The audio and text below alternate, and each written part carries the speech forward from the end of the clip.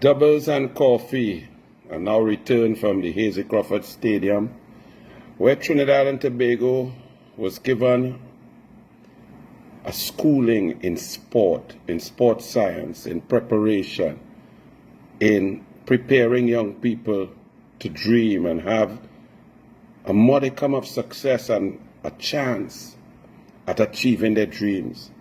It was a football game, but Trinidad and Tobago, we all got a sporting lesson from Canada. We got beaten 3-0. And to the boys, to the players, to the coaches, to the team, Trinidad and Tobago, thank you for your effort. You really did your best. You tried your best. But the fact of the matter is that from the outset, we had no chance, because as coaches, as administrators, as leaders, as sports people, as parents, we leave our children out like lambs to the slaughter because we don't prepare them.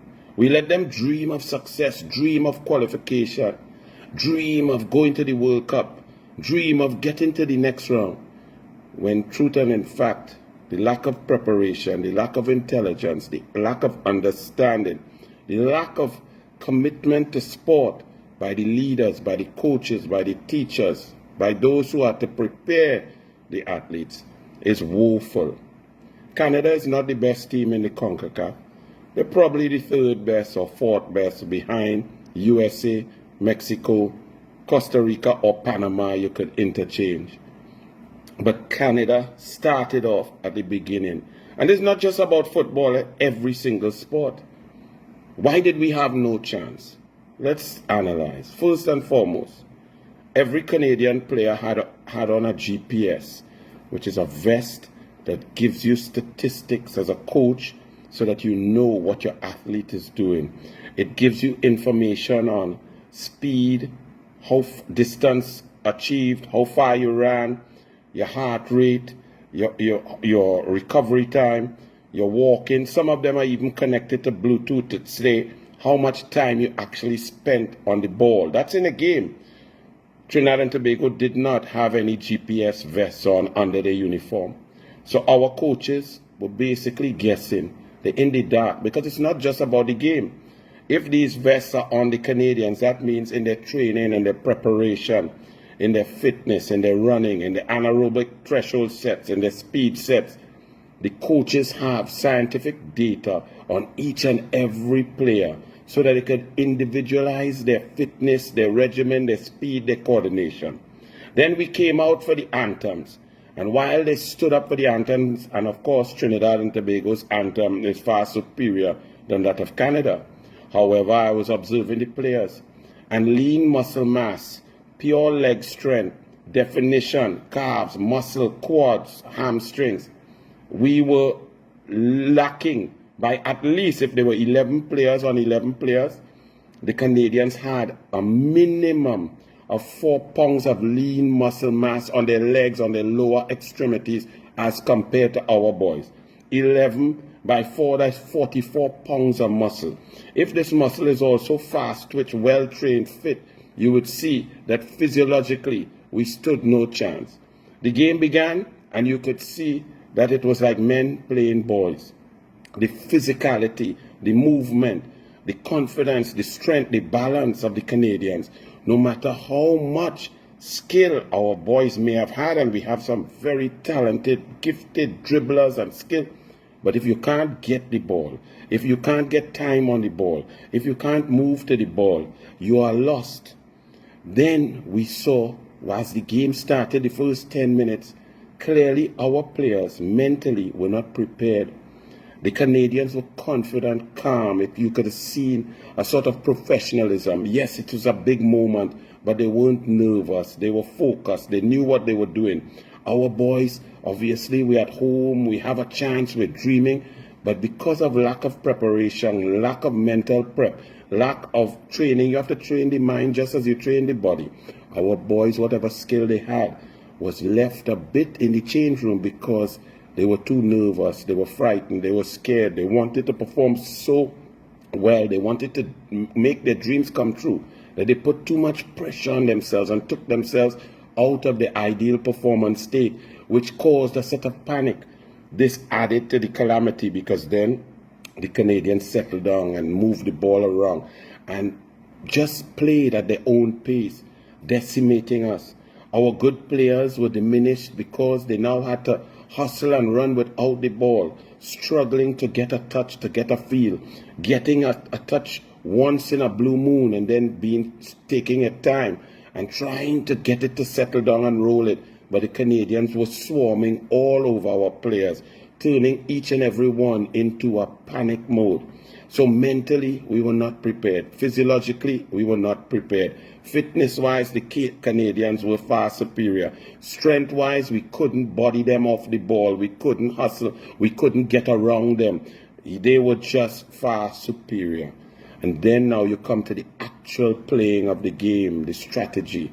The Canadians knew what their plan was. They were so well drilled that you could see it even under pressure. They all knew what they were doing, when they should move, how they should move. Their thinking and decision making was sharp and on point. Players were always available. When you look at the field, you could not see any red jerseys. It appeared that some of our players were so frightened, so overawed by the occasion, that they were hiding behind, just not making that angle to get the pass, to collect the pass. The Canadians were showing for it. And they built in confidence because in football, the more you have the ball, the more confident you are. We were lucky to get out of it 3-0. Our goalkeeper made some good saves. The Canadians did not really mash gas. It looked like they played well within themselves. They played at about 75-80%. But touch-wise, the Canadians were skillful. We talk about skill and we believe Trinidad and Tobago, we are gifted and brilliant with skill. Yes, we have created artistry and dribbling. But simply collecting a ball in space, moving and passing, supporting, it just wasn't there. And then we went in 1-0 at the half. We made some changes, but the Canadians absorbed. Our changes lasted and made a little impact for about 6 or 7 minutes. But then if you're not fit and you can't keep moving, you can't match the Canadians, the field becomes bigger. They look like they had 14 players to our 8 players. They were always in space. They were always defending. If one of our players was able to make a turn, he was met by 3 other Canadians coming to shut him down, while other players were not there in support because we were physically tired. We're not as fast, and when you get physically tired, your brain, your decision making slows down. So it showed that our boys, while they were dreaming, they were laying in their beds and they dreamt about going to the next round of CONCACAF. The truth is, they never had a chance. And we as administrators, as coaches, as leaders, have to take the blame for that. So we apologize to you, the athletes, because we have not made ourselves smart enough. We've not put science into play. We've not prepared you with your God-given talent and given you a fair chance to really achieve. We let you dream, but you have no chance to succeed. And that, I think, is a sin. That we cannot and must not continue. When children dream, there must be some modicum of possibility of success. Out there in sport, we are treating sport like analog, while everybody else is on AI. We're not using the science. We're not doing the physical fitness. We're not in the gyms. We're not fast enough. We don't even know. We don't even record. We don't know heart rates, at what speed. We don't know the distance run. We don't know the movement. We don't know how strong we need to be. We have a big, tall, nice number 4 in the back, but it looked like he didn't do any squats in his life. He 2 long legs, but looking like matchstick. Played brilliantly, very intelligent, good defender. But can he compare at 19 or 20 years old to those out there in the world? No, not his fault, our fault, because the cross-training is not there. The mental preparation is not there. The planning and periodization is not there. The strategy and play. This is not a criticism just of the coach. Coach tried his best. Children tried their best. Those players are the best that we have. And therefore, their inability to match the 3rd or 4th place team in CONCACAF like that and be decimated at every level means that our Montessori coaches, our coaches who have training schools from 4 years old to 8 years old, we are woefully behind. Our primary school coaches We are woefully behind. Our secondary school coaches, Form 1, under 14, under 16, under 19, we are woefully behind. We need to read, we need to study, we need to get smarter, we need to plan, we need to periodize, and we need to implement. Our boys had no chance because we weren't bright enough. That is not good enough.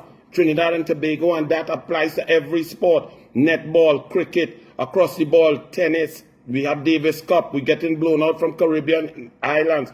Any sport, archery, diving, swimming, water polo, come down the board, beach volleyball. We as coaches are in the prehistoric times, and we have to get with the times. So we cannot have the boys dreaming of qualification when, truth be told, they had no chance because we didn't do the right thing. Blessings. I hope this gets to each and every one, all the parents, all the athletes. We have to understand that you have talent. God gave you talent.